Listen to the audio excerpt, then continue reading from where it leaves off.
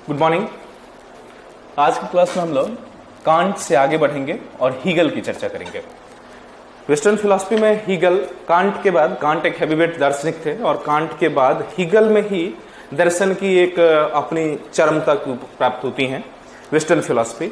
Hegel एक important philosopher थे और इंपॉर्टेंट फिलोसफर होने के नाते न केवल इसका थ्योरेटिकल फिलोसफी में इसका योगदान है, बल्कि पॉलिटिकल एंड एटसेट्रा जो आप सेकंड पेपर भी पढ़ेंगे या एसेज या अन्य पार्ट में भी लिखेंगे, तो जो हीगल की भूमिकाएं रही हैं या हीगल का जो सोच रहा है, हीगल का जो representation about the world, knowledge, ज्ञान, political system, state oriented thinking, इन सारी चीजों में हीगल एक हैवीवेट हीगल भी हो जाता है। तो हम उनकी चर्चा करवा लेंगे। हीगल का जो टाइम था वो लगभग 1770 से लेके 1831 के आसपास तक का था इसका टाइम। ये भी जर्मन दार्शनिक था, ये भी जर्मन फिलोसोफर था।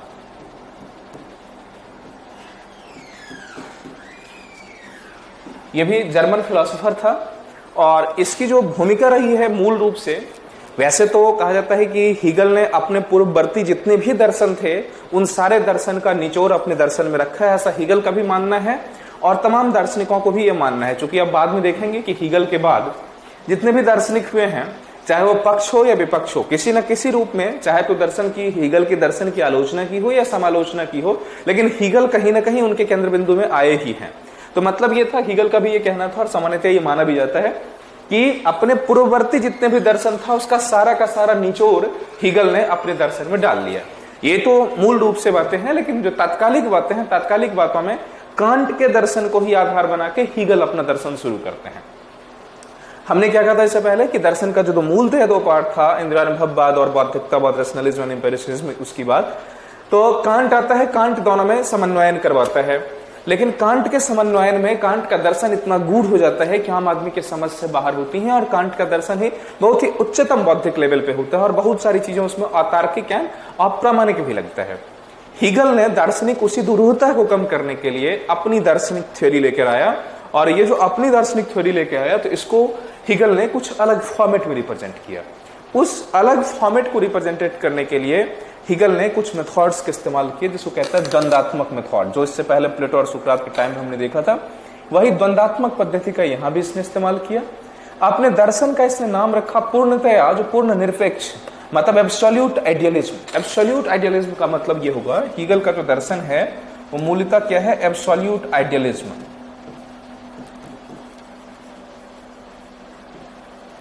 पूर्णतया निरपेक्षवाद।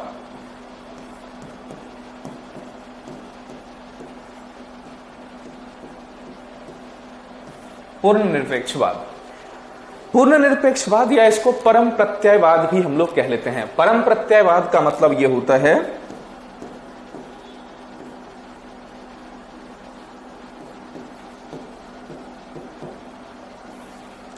परम प्रत्ययवाद मतलब, थोड़ा समझना इसको। कांट के दर्शन में कांट ने क्या कहा था, न्यूमेना और फेनामेना के बीच के डिस्क्रिप्शंस को उसने क्रिएट किया था। कांट ने क्या कहा था, जो न्यूमेना है कि ओरिजिनल चीजें हैं, चूंकि उसको हम डायरेक्ट जान नहीं सकते और उससे जो संवेदनाएं आती हैं वो किसके थ्रू आती हैं, टाइम एंड स्पेस के फ्रेम के थ्रू हमारे अंदर आती हैं। नतीजा ये होता है कि टाइम एंड स्पेस के थ्रू जो चीज हमें दिखाई जाती है, जो चीज दिखता है, हम उसी को मानते हैं। मतलब ये हुआ, जिस चीज को आप जानते हो वो ओरिजिनलिटी नहीं है और जो ओरिजिनल है उसको हम जान नहीं पाते। इसी को परमार्थ और व्यवहार्थ की भेद किया था उन्होंने, जिसको हमने न्यूमेना और फेनोमेना में चर्चा की थी। हीगल जब आता है तो हीगल ने इसी दार्शनिक द्वैत को खत्म करने के लिए अपनी एक नई थ्योरी दी। हमने उस कांट की आलोचना में भी ये बात कही थी और आज भी कह रहे हैं। हीगल ने इस बात को ऐसे रिप्रेजेंट किया, कहा कि जिस न्यूमेना के बारे में आप ये कहते हो कि हम उसके बारे में नहीं जानते हैं, उसके बारे में भी तो एटलीस्ट आप जानते ही हो कि आप उसके बारे में नहीं जानते हो। तो यहाँ हीगल दो टर्म जनरेट करता है, एक होता है अज्ञेय, एक होता है अज्ञान। अज्ञान और अज्ञेय दो टर्म है। अज्ञान का मतलब है कि आप नहीं जानते हैं, अज्ञेय का मतलब हुआ जान नहीं सकते। जैसे उसके लिए हीगल ने एक एग्जांपल दिया, कहा कि मार्स पे, मतलब मंगल पे अभी हम जीवन की संभावनाओं की तलाश कर रहे हैं कि पॉसिबिलिटीज ऑफ लाइफ वहां है या नहीं है। प्रश्न ये उठता है कि अभी हमें इसके बारे में कुछ भी नहीं पता कि मार्स पे लाइफ है या नहीं है, लेकिन ये बात अज्ञान है, हमारा अज्ञेय नहीं है। कल हम जान भी सकते हैं कि मार्स पे लाइफ है या मार्स पे लाइफ नहीं है, इसके बारे में कल हम कंफर्म हो सकते हैं। ये ऐसी बातें नहीं है जिसको जाना ही नहीं जा सकता। जाना तो जा सकता है, ठीक है, आज हम नहीं जान पा रहे हैं, आज हमारे पास टेक्निक नहीं है, एटसेट्रा एटसेट्रा। तो मतलब ये हुआ कि अज्ञानता है, अज्ञेय नहीं है। तो हीगल ने कांट के उस न्यूमेना के बारे में कहा कि वो अज्ञेय नहीं है, अज्ञान है, हम नहीं जान सकते, ये पॉसिबिलिटीज हैं। लेकिन ऐसा कैसे हो नहीं सकता कि हम जान ही नहीं सकते? जब नहीं जान सकते तो ये बात भी तो हुआ कि आप जानते हैं कि हम इसको नहीं जान सकते। इसलिए हीगल ने इन द्वंद्व को खत्म किया और अपने दर्शन का नाम रखा एब्सोल्यूट आइडियलिज्म। एब्सोल्यूट आइडियलिज्म का मतलब हुआ पूर्णतः निरपेक्षवाद। निरपेक्षवाद इसका मतलब समझिए कैसा है, थोड़ा टर्म समझते हैं, फिर आगे हम लोग डिस्कशन कर लेंगे। कहा जाता है कि हीगल का जो दर्शन है वो बुद्धिवादी दर्शन की पराकाष्ठा है। बुद्धिवादी दर्शन की पराकाष्ठा का मतलब यह हुआ कि बौद्धिकता का इससे ऊपर सामान्यतः पॉसिबिलिटी नहीं होगा, जिस स्तर पे हीगल ने सोचा बौद्धिकता के लेवल पे। तो क्या सोचा हीगल ने बौद्धिकता के लेवल पे? उसने क्या कहा? कहा जाता है बुद्धिवादी चिंतन की पराकाष्ठा है। हीगल ने यह कहा कि दुनिया की जितनी भी चीजें हैं, जैसे बुद्धिवाद में कहा गया था कि दुनिया में जितनी भी चीजें हैं उसको बौद्धिक रूप से हम समझ सकते हैं। यदि हम बौद्धिक रूप से समझ सकते हैं तो उसकी एग्जिस्टेंस भी होगी, और जिस चीज को हम बौद्धिक रूप से नहीं समझ सकते उसकी एग्जिस्टेंस नहीं होगी। यदि एग्जिस्टेंस है तो हम समझ सकते हैं, और यदि समझते हैं तो एग्जिस्टेंस है। इसी के लिए हीगल का एक मूल लाइन कहा जाता है कि rational is real and real is rational. मतलब यह हुआ कि जो चीजें आपकी कल्पना में भी आ रही हैं, काल्पनिकता का तो मतलब ही है कि आपने कल्पना किया, इसका मतलब उसकी एग्जिस्टेंस है। जैसे सामान्य एग्जांपल के तौर पे चर्चा भी करो, वैसे भी भारतीय दर्शन में जब आएंगे तो हम इस बात की चर्चा करेंगे, या आज के विज्ञान में भी बात कर लो। विज्ञान में केवल हम पॉसिबिलिटीज की बात करते हैं, संभावना की बात करते हैं। जब आप संभावना की बात कर लोगे कि ये पॉसिबल हो सकता है, तो उसी अनुरूप हम बिहेवियर करेंगे, उसी अनुरूप हम काम करना शुरू करेंगे, और उसी काम करते करते हम आगे चले जाएंगे और एक दिन उस पर्टिकुलर चीज को अचीव कर लेंगे। यदि हम ये बात थॉट प्रोसेस में नहीं ला पाए, थॉट प्रोसेस में नहीं लाने का मतलब हम कल्पना ही नहीं कर पाए, तो उसकी एग्जिस्टेंस नहीं हो सकती। और कल्पना जिस भी चीज की हम कर सकते हैं उसकी तो पॉसिबिलिटीज होंगी ही। वो कहते हैं ना, एक सामान्य लेवल पे लोग कहते हैं कि impossible says I am possible. Obviously बात, जैसे ही उसको कहा गया इम्पॉसिबल, इसका मतलब इम्पॉसिबल तो है ना, इम्पॉसिबल तो पॉसिबल है। तो ये जो पॉसिबिलिटीज हैं, यही बात दार्शनिक हीगल ने कहा था। क्या कहा हीगल ने? हीगल ने कहा कि जिन भी चीजों के बारे में आप सोच सकते हो वो चीज है, और यदि है कोई चीज तो उसको भी सोचा जा सकता है। ऐसा कोई चीज नहीं हो सकता जो है और जिसके बारे में हम नहीं सोच सकते। इसलिए इसने कहा एब्सोल्यूट आइडियलिज्म, पूर्णतया निरपेक्षवाद। अब ये समझ लीजिए, ये जो निरपेक्षवाद है इसको हीगल ने किसी वस्तु के रूप में नहीं माना था कि कोई वस्तु नहीं है। हीगल ने कहा ये एक साइंस है, आइडिया है, विज्ञान है। विज्ञान का मतलब सबसे पहले जो पूरी चीजें हैं वो वास्तविक रूप से कॉन्क्रीट नहीं है, वो एक ऐसा है, अमूर्त है, एक साइंस के फॉर्मेट में, कॉन्सेप्ट के फॉर्मेट में है। उन कॉन्सेप्ट्स के ही फॉर्मेट से बाद में उन्होंने द्वंद्वात्मक विधि की बात की, इसमें थेसिस, एंटीथेसिस और बाद में सिंथेसिस, निषेध, डिटर्मिनेशन एटसेट्रा की बात की। उनके आधारों पर दुनिया का विकास हुआ। इसकी भी आगे डिस्कशन करवाएंगे, पहले थोड़ा समझ लीजिए कि हीगल ने क्या क्या कहा था। सबसे पहले हीगल ने क्या कहा कि दुनिया में जो भी चीजें हैं वो केवल और केवल निरपेक्ष विज्ञान है, एब्सोल्यूट है, और उसी एब्सोल्यूट का द्वंद्वात्मक जब डिरेलिकेशन होता है या द्वंद्वात्मक जब विकास होता, डिवीजन होता, तो समस्त प्रपंच, दुनिया का समस्त जो रिलेवेंसीज हैं, जो फेनोमेनन है, वो एग्जिस्ट करता है, या एग्जिस्ट करता हुआ हमें सीम्स होता है, प्रतीत होता है हमें। ठीक है, तो हीगल के दर्शन में 2-3-4 पॉइंट भी लिखते जाइए, उसी के साथ साथ हम लोग आगे बढ़ते चले जाएंगे कि हीगल ने कहा क्या था और मतलब क्या था। हीगल ने अपने दर्शन का नाम क्या दिया? Absolute idealism.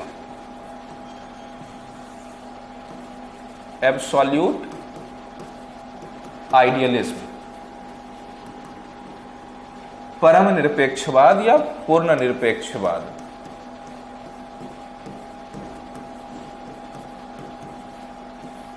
अब ये होता क्या है? एब्सोल्यूट आइडियलिज्म की हमने चर्चा की कि परम तत्व है, कोई एक टर्म्स है, उसी साइंस का, उसी विज्ञान रूप जो वस्तु है पूर्ण निरपेक्ष है, जो किसी पे सापेक्ष नहीं है, जो अपने आप में सब कुछ है, पूरी दुनिया उसी की अभिव्यक्ति है, उसी का जो एक्सप्रेशन है, उसी एक्सप्रेशन से पूरी दुनिया की सारी चीजें दिखती हैं या निकलती हैं। पूर्ण निरपेक्षवाद कहा जाता है कि हीगल का दर्शन बुद्धिवादी दर्शन की पराकाष्ठा है। बुद्धिवादी दर्शन की पराकाष्ठा, एक्सट्रीम फॉर्मेट ऑफ बुद्धिवादी दर्शन की पराकाष्ठा, क्लाइमैक्स ऑफ रैशनलिज्म।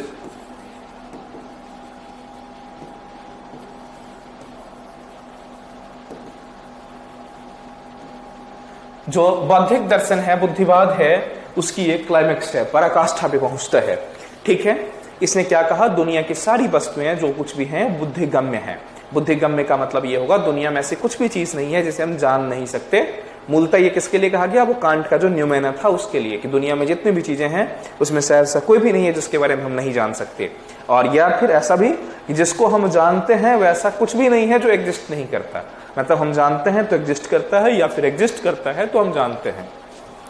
इसमें दूसरी बात क्या कही, दुनिया की सारी वस्तुएं बुद्धिगम्य है। दुनिया की सारी वस्तुएं या आइडियाज बुद्धिगम्य है, बुद्धिगम्य है। इसी के लिए उन्होंने एक लाइन लिखा था, क्या लिखा था, बड़ा प्रसिद्ध लाइन है, ये एसेज में भी पूछ लिया जाएगा, rational is real and real is rational.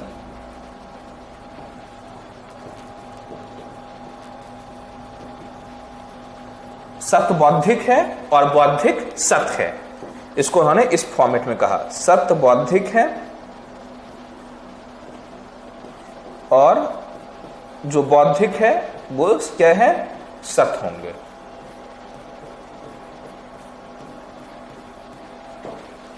थोड़ा सा और भी समझिए इन टर्मों को। कहा जाता है कि आपने कुछ भी कल्पना की, तो कल्पना का मतलब ही है कि समथिंग इमेजिनेशन, और जो कुछ भी इमेजिनेशन होगा बिना एग्जिस्टेंस के उसकी एक इमेजिनेशन नहीं हो सकती। जैसे कल्पना करिए, आपके पूर्वजों ने, आपके पुराने में आकाशवाणी की बात होती थी, कि टेलीपैथी की बात होती थी, कि हम दूर जगह में बैठे हैं, एक टेलीपैथी होती थी, आकाशवाणी होती थी, उनसे दूर कम्युनिकेशन हो जाता था। बीच वाला जब टाइम आया कि इंडियन सिस्टम में हम लोग जब आए, तो हम लोगों ने इस बात का विरोध करना शुरू किया कि ये कैसे हो सकता है, पॉसिबल नहीं हो सकता है। वेस्टर्न साइंटिस्टों ने इन चीजों को पहले ही माना, एक्सेप्ट किया कि यस इज पॉसिबल। यहां से जब हम बोलते हैं तो 10 फीट की दूरी पे आप सुन सकते हो, तो ये 100 फीट या 1000 फीट की दूरी पे भी आप सुन सकते हो। थोड़े हम और जोर से बोले तो जोर से जब बोले तो 100 फीट तक पहुंच सकता है, और जोर से बोले तो 1000 फीट तक। यदि हम इसी पावर को किसी और फॉर्मेट तक इनहेंस कर दें तो लाख किलोमीटर तक सुनी जा सकती है। यह अलग बात है कि हमारी ताकत लिमिटेड है, तो आर्टिफिशियली यदि हम मैकेनिक्स बनाए ऐसा कि हम उसको ट्रांसफर कर लें। फिर एक समस्याएं होंगी, हम इशारे में बात करते हैं, इशारे में बात करते हैं, जिसके लिए बात करते हैं केवल वही बातें समझता है, तो कोडेड बातें होती हैं।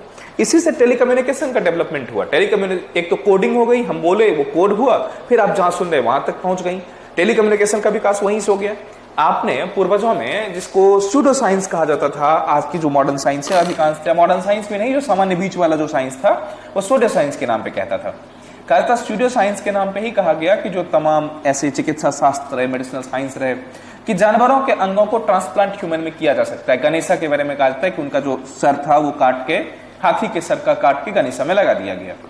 ये सच है या गलत है इस मुद्दे पे नहीं सोचे, लेकिन ये जब कल्पना की गई तो इसकी एग्जिस्टेंस होगी अकॉर्डिंग टू हीगल। और चूंकि इसकी कल्पना, इसीलिए आज हम ह्यूमन ट्रांसप्लांटेशन की बात कर रहे हैं। अभी 2 दिन पहले एक न्यूज आया कि एक इंग्लैंड का एक व्यक्ति था जिसमें सुअर का हार्ट लगाया गया था। वो व्यक्ति 3 महीने जिंदा रहने के बाद मर गया। अब 3 महीने जिंदा रहने के बाद यदि वो व्यक्ति मरता है तो इसका मतलब कुछ अलग कॉम्प्लिकेशंस होंगी, लेकिन जब हम उस व्यक्ति को सुअर के हार्ट से 3 महीने जिला सकते हैं, इसका मतलब है कि मेडिकली हम और थोड़ा इंप्रूव करें, थोड़ा और आगे जाएं, तो उस व्यक्ति को 3 साल भी जिला सकते हैं, और 3 साल जिला सकते तो 30 साल भी जिला सकते, 30 साल तो 300 साल भी जिला सकते हैं। मतलब ये चांसेस तो है ना। जैसे आज से बहुत साल पहले जब किसी का हार्ट अटैक आता था एक्सेट्रा, इलाज नहीं थी हमारे पास, क्या होता था, व्यक्ति तुरंत मरता था। लेकिन आज हमने उसमें लंग्स ट्रांसप्लांट किया, हार्ट ट्रांसप्लांट किया, यहां तक तो पूरी हार्ट ही हम आज बदल देते हैं, वो आराम से जिंदा रहता है। आज हम न्यूरॉन ट्रांसप्लांट करते हैं, स्केलेटन ट्रांसप्लांट करते हैं, हड्डियों में लोहे के रॉड जोड़ देते हैं। तो पॉसिबिलिटीज क्या है, इसका मतलब है कि जिन चीजों के बारे में कभी सोचा गया, देर सवेर उसको हम कंक्रीटाइज कर लेंगे, या जो चीजें कंक्रीटाइज हो, ऑब्वियसली वो कहीं ना कहीं दिमाग बौद्धिकता के स्तर पर छू रही थी बातें, तभी वो कंक्राइट कभी न कभी हो रहा है। तो ये माना जाता है। और विज्ञान में इसलिए आस्था, आपने कहा था ना, हमने कल कांट में भी बताया था कि आस्था की भी अपनी इंपॉर्टेंस है। अलग बात है हम उसमें तर्क नहीं लगा सकते क्योंकि वो हमारे इस न्यूमेनल फेनोमेनल वर्ल्ड से बाहर न्यूमेनल वर्ल्ड में है, लेकिन उस आस्था की बहुत इंपॉर्टेंस है दुनिया के विकास करने के लिए। साइंस भी बहुत सारी चीज मान के ही चलता है। यदि मानेंगे नहीं तो हम एक कदम आगे नहीं बढ़ सकते। विश्वास नहीं करेंगे, श्रद्धा नहीं रखेंगे तो एक कदम आगे नहीं बढ़ सकते। तो आदर्श स्थिति ये होनी चाहिए कि हम पहले प्रज्यूम करें, पहले हम चीजों को माने, और उस चीजों को एक्सेप्टेंस को हम कंक्रीटाइज करने की कोशिश करें। देर सवेर वो कंक्रीटाइज हो सकता है। विवेकानंद ने भी ये बात कही था, कहा था क्या कहा था विवेकानंद ने? उन्होंने ये कहा था कि if you think you are the billionaire, billionaire you will be, if you think you are the beggar, beggar you will be. इसी को आज मॉडर्न टाइम में हम लोग क्या कहते हैं, आत्मविश्वास के बारे में बात करते हैं कि आत्मविश्वास यदि हो तो व्यक्ति कुछ भी कर सकता है। हाँ, लेकिन आत्मविश्वास आत्मविश्वास के लेवल पे हो। तो हीगल का मूलतः ये कहना था कि व्हाट्सएवर भी जो भी चीज दुनिया में एग्जिस्ट करता है वो कहीं ना कहीं रियल है, क्योंकि हमारे थॉट प्रोसेस में है, तो थॉट प्रोसेस में होगा तो कहीं ना कहीं उसकी एग्जिस्टेंस भी होंगी ही। मुद्दा समाप्त। इसी को उसने क्या कहा, rational is real and real is rational. यदि हम ऐसा नहीं सोचेंगे तो ऐसा नहीं होगा। आज भी आप पैरानॉर्मल एक्टिविटीज के बारे में सोचते होंगे, कई बार आपने देखा होगा ना, आपके दिमाग में समथिंग कुछ चल रहा है तो वो जो आकृतियां हैं वो केवल उसी तरह आपको दिखने लगेंगी। यदि आपके दिमाग फ्री है, आपको नहीं दिखता, तो आकृतियां भी नहीं दिखेंगी। एक ही चीजें हैं, एक ही कविता है, एक ही कहानियां हैं, एक ही पेंटिंग है, एक ही पोर्ट्रेट है। एक आपको बुरी तरह इन्फ्लुएंस करता है, एक बुरी तरह आपको इरिटेट करता है। वही जो आपको इरिटेट कर रहा है किसी दूसरे को इन्फ्लुएंस कर रहा है, जो दूसरे को इन्फ्लुएंस कर रहा है वो आपको इरिटेट कर रहा है। तो मुद्दा क्या है, जैसा हम सोचते हैं वैसा हो जाता है। हम जिस तरह सोच को डेवलप करेंगे, जिस तरह अपनी मानसिक लेवल को डेवलप करेंगे, कॉन्क्रेटाइजेशन में भी या मूर्त रूप में भी वही हो जाएगा। तो हीगल ने इसको इस तरह कहा। अब थोड़ा सा एक बात और भी पॉइंट निकलेंगे। हीगल ने अपने दर्शन को पूर्व के दर्शनों का सार कहा। पूर्व के दर्शनों का सार या इथेन, पूर्व के दर्शनों का एसेंस। एसेंस का मतलब यह हुआ सार कहा। सार का मतलब क्या होगा कि पुराने जितने भी दर्शन थे उन सारे दर्शनों को निचोड़ करके वो एक पर्टिकुलर दर्शन में ले आया, और दैट इज द हीगल का आइडिया था। अब थोड़ा हम इन सार को समझते हैं, ये क्या है, ठीक है। तो इसकी क्वालिटीज यदि समझना है तो थोड़ा और भी आगे समझते हैं। क्या कहा गया, एब्सोल्यूट आइडिया,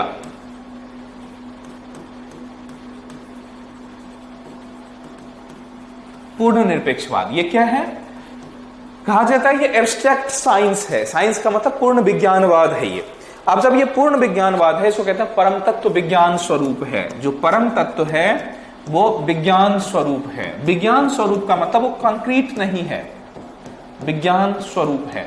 विज्ञान स्वरूप का मतलब क्या है, ये कॉन्सेप्ट है, कॉन्सेप्ट या आइडिया है। ये कंक्रीट नहीं है, एक थॉट प्रोसेस है, अमूर्त है। जिस अमूर्त से ही दुनिया बनती है, उसी थॉट प्रोसेस में जब विचलन होता है तो आगे आता है।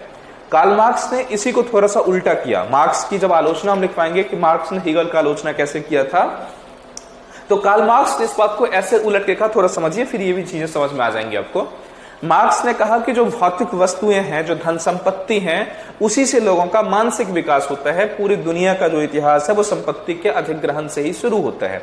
मतलब ये हुआ कि एक व्यक्ति संपत्ति का अधिग्रहण करता है, दूसरा व्यक्ति उसका विपक्ष बनता है, उस संपत्ति को छीनने की कोशिश करता है। जब वो छीन लेता है फिर वो अपने पास जमा करता है, दूसरा व्यक्ति फिर से उसे छीनने की कोशिश करता है। और ये जो क्लास कॉन्फ्लिक्ट्स हैं, एक धनवान और निर्धन के बीच में, गरीब और अमीर के बीच का कॉन्फ्लिक्ट्स है, वो लगातार चलता रहता है। और इसी लगातार कॉन्फ्लिक्ट चलने से लोगों की बौद्धिकता भी उसी रूप की होगी। जो धनी व्यक्ति होगा वो हमेशा ही अपनी, अकॉर्डिंग टू मार्क्स की बात करें, बाद में उस पर आलोचना नहीं करना अभी, धनी व्यक्ति की जो सोच होगी या जो लुटेरा का सोच होगा, जो शोषक के सोच होंगे, वो एक पर्टिकुलर टाइप्स ऑफ सोच होंगे। लेकिन वही व्यक्ति जो लुट रहा है, जो पीड़ित है, शोषित है, उस व्यक्ति की जो सोच होगी वो एक अलग टाइप का सोच होगा। आज ही मॉडर्न साइंस ने प्रमाणित कर दिया कि बहुत दिन यदि आप गरीब हैं तो आपकी रहन सहन, स्टाइल, बोलचाल, आपके आत्मविश्वास सब में गरीबी झलकेंगे। कई बार होता है ना, धन से ही आपकी सारी, तो एक ये दूसरा पक्ष है। हम तीसरे पक्ष, अलग की पक्ष की बात कर लेंगे। तो मार्क्स ने क्या कहा, सारी बौद्धिक संरचनाएं या बौद्धिकता जो आपका विकास होता है, सामाजिकता की जो विकास होते हैं, वो किससे, धन से है। मतलब प्रॉपर्टीज आपके पास कितनी है, धन संपत्ति कितनी है, आप ताकतवर कितने हैं, उसी से आपकी बौद्धिक, मानसिक, सामाजिक और सारी उन्नति का मार्ग प्रशस्त होगा, या उसी रूप में आपका फॉर्मेशन होगा, आपकी सोसाइटी का फॉर्मेशन होगा। हीगल ने कहा नहीं, हीगल ने इसी बात को दूसरे फॉर्मेट में कहा। हीगल ने कहा कि आपकी बौद्धिकता जैसी होंगी, आपकी सोच जैसी होंगी, वैसा आप बन जाएंगे। आप यदि गरीबी की सोच में है तो आप गरीब बन जाएंगे, धनी है तो धनी की सोच में बनेंगे। मतलब यह है कि एब्सोल्यूट कंक्रीटाइजेशन इस तरह हो रहा है। तो मार्क्स ने इसी बात को उल्टा करके कहा था। मार्क्स ने क्या कहा, भौतिक से विज्ञान की ओर। और आइडियालिज्म, ये हीगल क्या कहता है कि आइडिया, विज्ञानवाद, मतलब थॉट प्रोसेस के अंतर पे जो चीज है वही कॉन्क्रीटाइज्ड होता है। मार्क्स ने क्या कहा, जो मैटेरियलिस्टिक चीजें हैं, मैटेरियलिस्टिक चीज ही आइडिया में बदलता है। हीगल क्या कहता है, आइडिया कॉन्क्रीटाइज होके मटेरियल में बदलता है। ठीक है, इसलिए मार्क्स ने कहा था कि हीगल का दर्शन सर्केबल खड़ा था, जिसे हमने पैरों पे खड़ा कर दिया। मतलब मार्क्स के अकॉर्डिंग हीगल का दर्शन उल्टा था। तो खैर वो तो मार्क्स में चर्चा करवाएंगे। अभी हम ये समझें कि परम तत्व तो हमारा क्या है, विज्ञान स्वरूप है। मतलब कॉन्सेप्ट या आइडिया के लेवल में है, कॉन्क्रीट नहीं है। फिर क्या होगा, दुनिया की जो वस्तुएं हैं वो कैसे बनी हैं, तो कहा जाता है इसी परम तत्व विज्ञान से विकसित होकर इसी विज्ञान का व्यष्टि फॉर्म, व्यष्टि का मतलब डिसइंटीग्रेशन, डिसइंटीग्रेशन का मतलब ये होगा यही जब बिखरता है तो कंक्रीटाइज करके अपने आप को मेटेरियलिस्टिक चीज में ठान लेता है।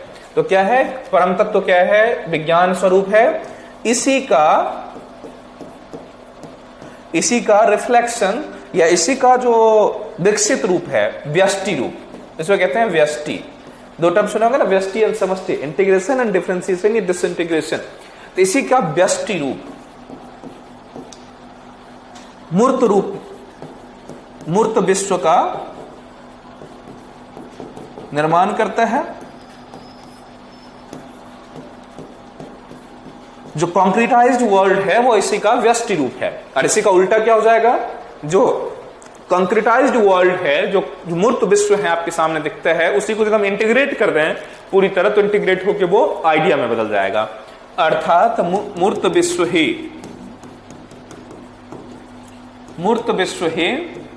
समष्टि रूप में, समष्टि का मतलब इंटीग्रेटेड फॉर्म में, इंटीग्रेटेड फॉर्म में, इंटीग्रेटेड फॉर्म में क्या है, एब्सोल्यूट आइडिया बन जाता है।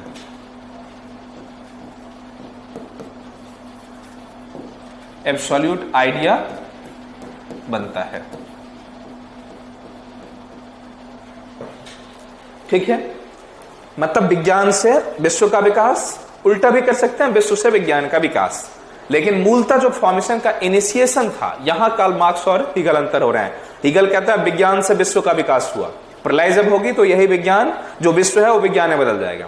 मार्क्स कहते हैं नहीं, उल्टा, शुरुआत ही विश्व से हुई, मेटेरियलिस्टिक थिंग से हुआ, मेटेरियलिस्टिक थिंग ही बाद में विकसित होकर बौद्धिकता के स्तर पर पहुंच जाएगा।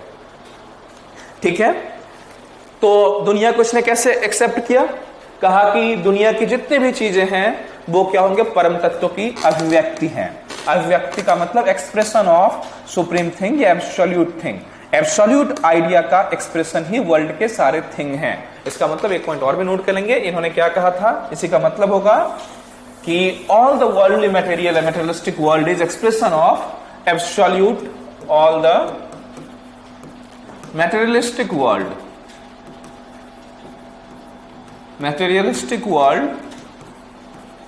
are expression of absolute idea। जितने भी चीजें हैं, विश्व की सारी वस्तु, सारी की सारी वैश्विक वस्तुएं, सारी की सारी वैश्विक वस्तुएं,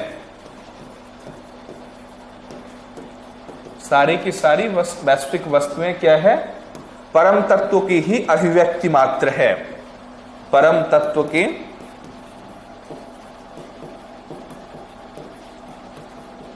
अभिव्यक्ति मात्र है।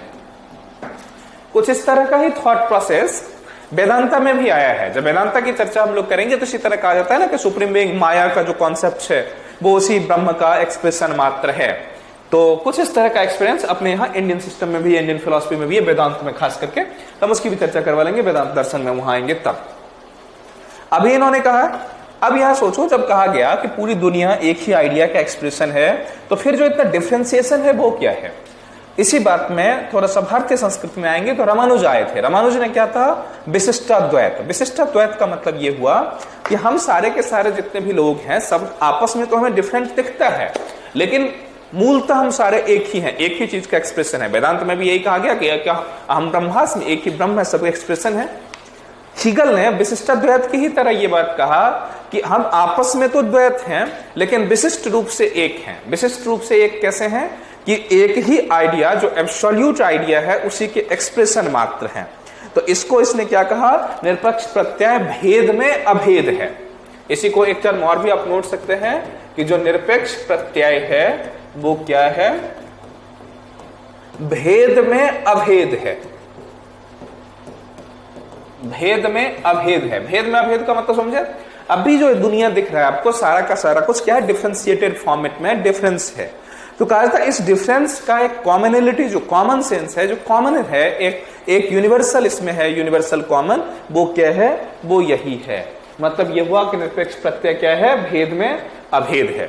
थोड़ा याद करो स्पिनोजा जब हमने बुद्धिवादी दर्शन में पढ़ा था, स्पिनोजा ने इसी बात को क्या कहा, पूरी दुनिया अभेद में भेद है। हीगल ने थोड़ा सा इस पार्ट को उल्टा कहा, भेद में अभेद, जबकि स्पिनोजा ने क्या कहा, स्पिनोजा क्या था, ईश्वरोन्मत्त था। ईश्वरोन्मत्त का मतलब यह था कि ईश्वर की प्रेम में पागल था स्पिनोजा, वो पूरी दुनिया को ईश्वर ही ईश्वर समझता था। इसीलिए उसने कहा था कि ये सारा का सारा एक्सप्रेशन ईश्वर का ही है, और उसने कहा ईश्वर ही हर जगह है।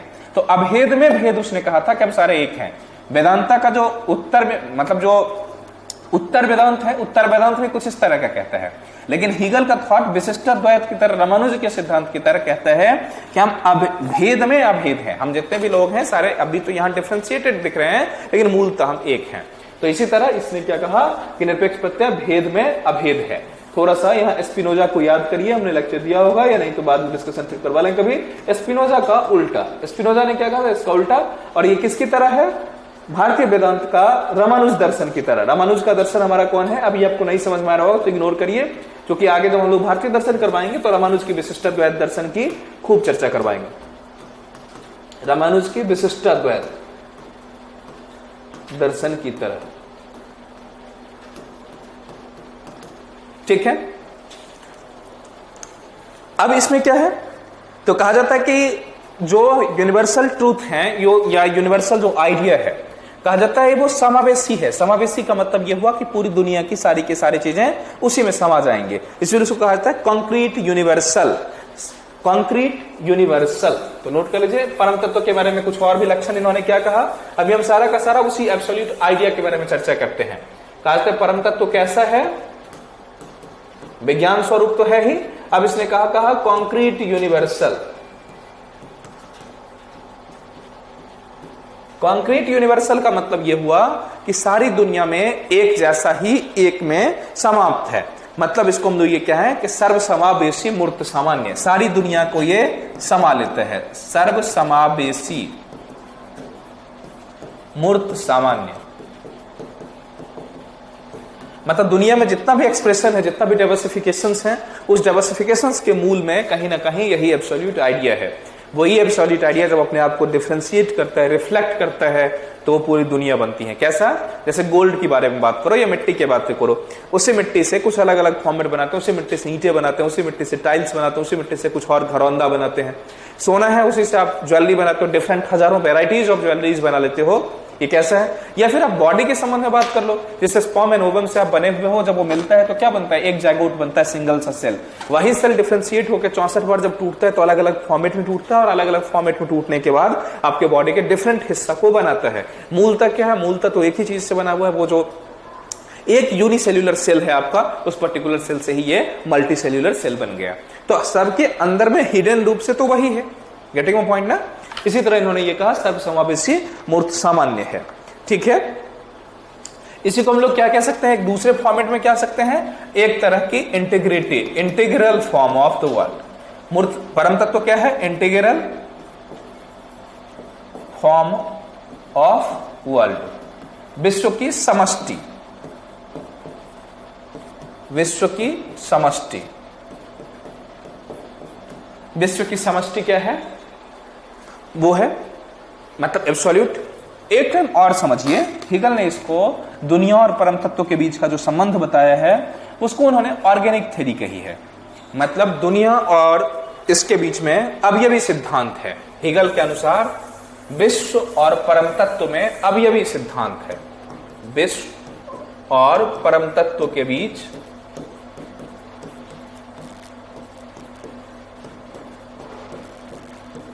अवयवी सामंजस्यता है, अवयवी सामंजस्यता है। मतलब ऑर्गेनिक थ्योरी इसको कहते हैं, ऑर्गेनिक यूनिटी।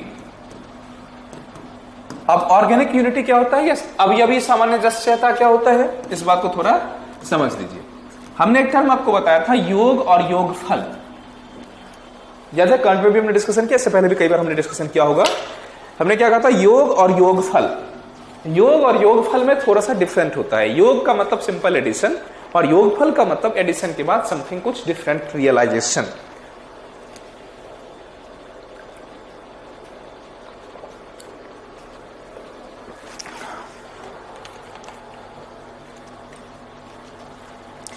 जैसे हमने पानी का एग्जाम्पल दिया था, पानी के एग्जाम्पल में हमने क्या कहा, हाइड्रोजन और ऑक्सीजन को मिला देंगे, एक घड़े में रख देंगे, तो वो जो मिलना है वो एडिशन होगा, योगफल, योग होगा। लेकिन उस हाइड्रोजन और ऑक्सीजन को एक पर्टिकुलर प्रेशर, पर्टिकुलर टेम्परेचर, एक पर्टिकुलर तरीके से मिलाएंगे तो पानी बन जाएगा, और वो जो पानी बनेगा वो नॉर्मल हाइड्रोजन और ऑक्सीजन के मिक्सिंग से डिफरेंट होगा, योगफल होगा। तो सिमिलरली उन्होंने ये कहा कि जो दुनिया है, दुनिया का जो एब्सोल्यूट आइडिया है, एब्सोल्यूट आइडिया का केवल एक्सप्रेशन मात्र ही ये नहीं है, समथिंग डिफरेंट है। अब ये भी सिद्धांत को थोड़ा सा समझ लें ऐसे, जैसे आपकी बॉडी की हम बात करते हैं, आपका बॉडी क्या है, केवल आपके अंगों का योग नहीं है, आपका बॉडी आपके अंगों से ज्यादा, आप हैं वो आपके बॉडी के अंगों से ज्यादा महत्वपूर्ण है। मतलब ये होता है, कई बार आपने देखा होगा किसी व्यक्ति में, व्यक्ति महत्वपूर्ण है या व्यक्ति का अंग महत्वपूर्ण है, बताओ क्या है? ऑब्वियस सी बात है कि व्यक्ति महत्वपूर्ण है। आप ये कहेंगे नहीं अंगों की समग्रता ही व्यक्ति है, ऐसा नहीं है।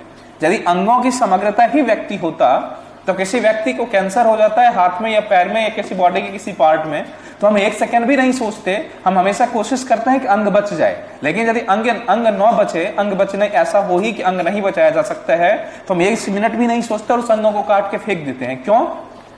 क्योंकि अंग उस व्यक्ति का ऊपरी समन्वयन है, वो व्यक्ति ज्यादा महत्वपूर्ण है। यदि हाथ या पैर कट भी जाए तो वो व्यक्ति, जिस व्यक्ति को व्यक्ति के रूप में आप जानते हो, वो खत्म नहीं होता। ऐसा नहीं कि हाथ कट गया तो उसका जो व्यक्तित्व, जिस व्यक्तित्व को आप जानते हो, व्यक्तित्व कम हो गया, वो व्यक्तित्व कम नहीं होगा। इसीलिए ऑर्गेनिक यूनिटी का मतलब ये हुआ कि वैसे तो जो होल है वो अपने कंपोनेंट का सम है, मतलब अपने जो उसके आनुषंगिक पक्ष है उन सारे का जोड़ है, लेकिन इन जोड़ होने के बावजूद भी केवल वही नहीं है, उससे कुछ अलग भी है। जैसे आप अपने अंगों के जोड़ तो हैं ही, लेकिन उस अंगों के जॉइंट से, अंगों के कॉम्बिनेशन से समथिंग कुछ अलग भी है। मतलब ये हुआ, इस थ्योरी को एथिक्स में भी आप पढ़ोगे, इसी थ्योरी को सेकंड पार्ट्स ऑफ फिलॉसफी जो पॉलिटिकल एंड सोशियोलॉजिकल फिलॉसफी है उसमें भी आप इस बात को पढ़ेंगे। मतलब जो राज्य के बारे में भी कॉन्सेप्ट है हीगल का, यहीं से राज्य के बारे में भी कॉन्सेप्ट में हीगल ने यही बात कही कि व्यक्ति और राज्य के बीच का जो संबंध है वो ऑर्गेनिक यूनिटी है। ऑर्गेनिक यूनिटी का मतलब ये हुआ कि व्यक्ति के हित के लिए हम राज्य को कुर्बान नहीं कर सकते। अंगों को बचाने के लिए, जैसे हाथ को बचाने के लिए, हाथ में यदि किसी को कैंसर हो गया है तो हम ऐसा नहीं करेंगे कि हाथ बचाना महत्वपूर्ण है ताकि वो कैंसर आगे बढ़ते बढ़ते उस व्यक्ति को खत्म कर दे। हम ये करेंगे कि व्यक्ति को बचाने के लिए हाथ को काटा जा सकता है। सिमिलरली हीगल के अकॉर्डिंग राज्य को बचाने के लिए व्यक्ति की बलिदान ली जा सकती है। राज्य is more important than that of the व्यक्ति। क्लियर? यही बातें हिटलर को सूझाई। हिटलर ने यह कहा कि राष्ट्र प्रथम, राष्ट्र बचाना है। यही बातें वहां मुसोलिनी ने कही थी। द्वितीय विश्व युद्ध में भी इसकी एक बड़ी भूमिका रही थी। बाद में हम इसके और भी आगे चर्चा करवाएंगे। हमारे यहाँ भी राष्ट्रवाद की बातें होती हैं या जो भी चीजें होती हैं, तो राष्ट्र का मतलब यह, राष्ट्र is more important than that of the किसी पर्टिकुलर व्यक्ति।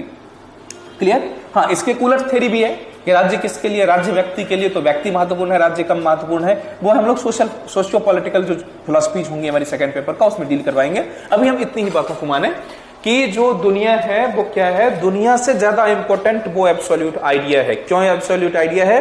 कि एब्सोल्यूट आइडिया का रिफ्लेक्शन से ही दुनिया जनरेट होता है, और उसी यदि दुनिया है उससे पहले ही वो है। वो नहीं, वो दुनिया नहीं भी हो तब भी एब्सोल्यूट आइडिया बचेगा, क्योंकि उसी का एक्सप्रेशन मात्र है। लेकिन वो नहीं होगा तो इस दुनिया की एग्जिस्टेंस नहीं होंगी। मतलब ये हुआ कि absolute idea is much more than that of the combination और only integration of the whole society और होल वर्ल्डली अफेयर्स और the whole worldly materials. Getting my point ना? तो ऑर्गेनिक यूनिटी है कार्बनिक सिद्धांत। मतलब ये हुआ कि जो इसको ऑर्गेनिक सिद्धांत कैसे लिखो कि योगफल जो है वो more important, much more important than that of the component योग। ठीक है? जो योगफल है ये योग मात्र से बहुत महत्वपूर्ण है। तो परम तत्व क्या है? ऑर्गेनिक यूनिटी है हमारी।